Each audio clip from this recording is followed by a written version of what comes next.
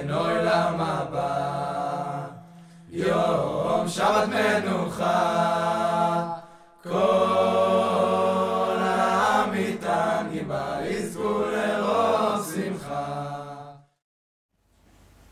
Shabbat Shalom. You know, in the Talmud, in Masechet Ta'anit, there is a piece that teaches us the following. The people of Israel, when they left Egypt, they had three leaders. Three leaders that each one gave a special gift to the people of Israel. Moshe, Aaron, and Miriam.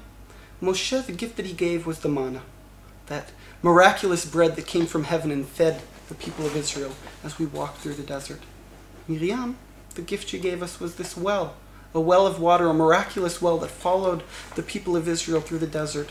And as they were thirsty, they had what to drink from. And Aaron HaKohen, his gift was Ananei Kavod, the cloud, what's translated as the clouds of glory, that protected the people of Israel as they journeyed through the desert. So what are these three gifts?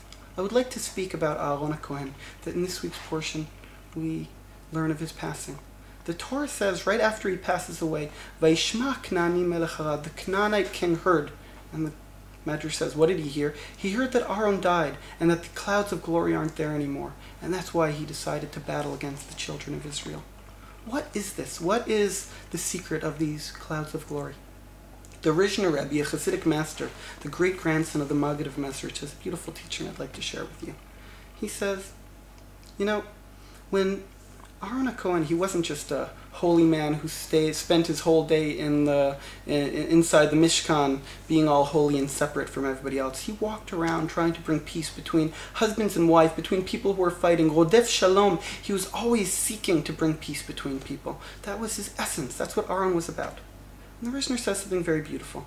You know, when people speak, there's a vapor that comes out of their mouth. You can see, when it's a cold day, you can see this kind of like hint of a vapor coming out of our mouth. But the truth is, there's always vapor coming out of our mouth when we speak words.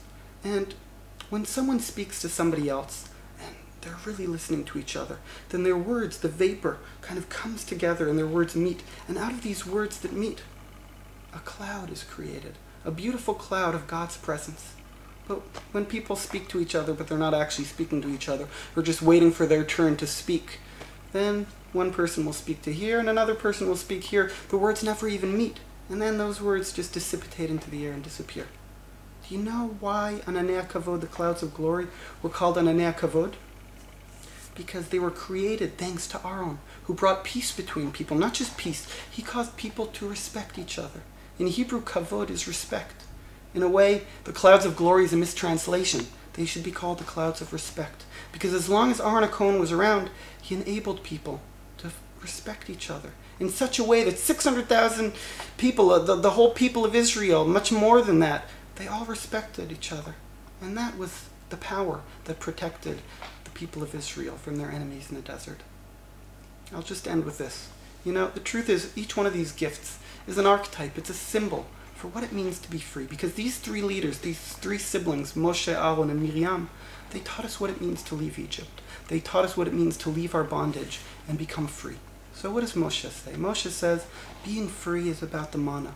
It's about being connected to what's above you. When you're connected and when you're looking up, when you know what's coming from above, then you're free.